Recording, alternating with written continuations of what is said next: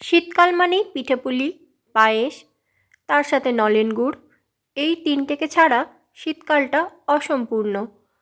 বাংলার প্রতিটি ঘরে ঘরে পিঠেপুলি, পায়েস এবং তার সাথে নানা ধরনের সুস্বাদু খাবার তৈরি হয়ে থাকে এই শীতের সময়।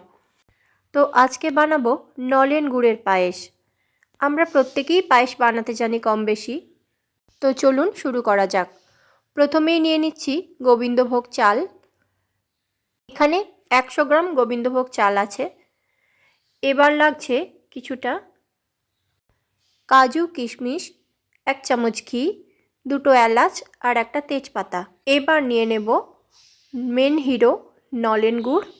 আমি এটা 200 গ্রাম পরিমাণ নিয়েছি। যে যেরকম মিষ্টি পছন্দ করে সেই অনুযায়ী এর পরিমাণটা কম বা বেশি করে নেবেন। আর লাগছে আমাদের দুধ। আমি এখানে 500 গ্রাম দুধ নিয়েছি। যে জায়গাটায় পায়েস বানাবো সেটাও গ্যাসের ওপর বসিয়ে দিয়েছি। পায়েস বানাবার জন্য সবসময় তলার দিকটা ভারী এরকম কোনো জায়গা ব্যবহার করবেন, তাহলে পায়েস তলায় লেগে যাবার বা ধরে যাবার সম্ভাবনাটা কমে যাবে। এর মধ্যে দিয়ে দেব 1 চামচ ঘি। ঘিটাকে মেল্ট হতে দেব। এরপর ওর মধ্যে দিয়ে দিচ্ছি একটা তেজপাতা আর 2টো এলাচ। এদিকে চালটাকে আমি ধুয়ে রেখেছি, ধুয়ে জল ঝরিয়ে রেখেছি, সেটাও দিয়ে দেব। আর দিয়ে দেব কাজু কিশমিশ দিয়ে খুব ভালো করে সেটাকে 2 থেকে 3 মিনিটের জন্য ভেজে নেব। চালটা ভাজার একটাই কারণ, চালটা সিদ্ধ হয়ে যাবার পর চালটার গা ফেটে যায়, কিন্তু যদি আপনি এটাকে ভেজে নেন তাহলে চালটা আর ফেটে যাবে না আর পায়েসটাও সুন্দর হবে। এবার আমি ওর মধ্যে 500 ml যতটা আমার কাছে দুধ ছিল পুরোটাই অ্যাড করে দেব। ব্যাস, এবার আর কি, এবার চালটা সিদ্ধ হওয়ার জন্য অপেক্ষা করতে হবে। গ্যাসের ফ্লেমটা এই অবস্থায় আপনাকে একদম স্লো করে দিতে হবে। দেখুন আমাদের দুধটা ফুটতে শুরু করে দিয়েছে। এবার শুধু চালটা সিদ্ধ হবার জন্য অপেক্ষা। দুধটা মোটামুটি ফুটে গেছে।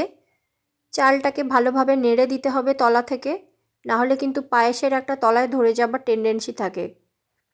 দেখুন চাল আমাদের হাফ ডান হয়ে গেছে আর দুধটাও অনেকটা কমে গেছে। পায়েসের মধ্যে কখনোই জল ব্যবহার করবেন না। জল ব্যবহার করলে পায়েসের টেস্টটা চলে যায়।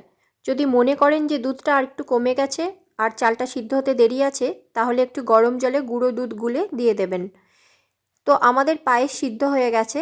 এবার আমি গ্যাসের ফ্লেমটা বন্ধ করে গুড়টা দিয়ে দেব। গুড়টা দিয়ে খুব ভালোভাবে নাড়িয়ে দেব। গ্যাস জেলে যদি আপনি গুড়টা দেন তাহলে কিন্তু দুধটা কেটে যাবার সম্ভাবনা থাকে।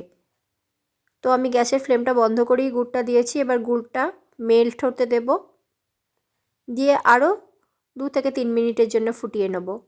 তৈরি হয়ে গেল আমাদের দারুণ স্বাদের নলেন গুড়ের পায়েস। আপনারা অবশ্যই এরকম পদ্ধতিতে ঘরে একবার পায়েস বানিয়ে ট্রাই করে দেখবেন, খেতে খুবই সুস্বাদু হয়। এটাকে একটু লিকুইড ফর্মেই নামাবেন, কারণ পায়েস ঠান্ডা হয়ে যাবার পর কিছুটা ঘন হয়ে যায়। তো আমাদের পায়েস সম্পূর্ণ রেডি। কালারটা দেখেই নিশ্চয়ই বুঝতে পেরেছেন পায়েসটা কতটা সুস্বাদু হয়েছে। ভিডিওটি যদি ভালো লেগে থাকে চ্যানেলটিকে সাবস্ক্রাইব করে দিতে ভুলবেন না যেন। Thank you.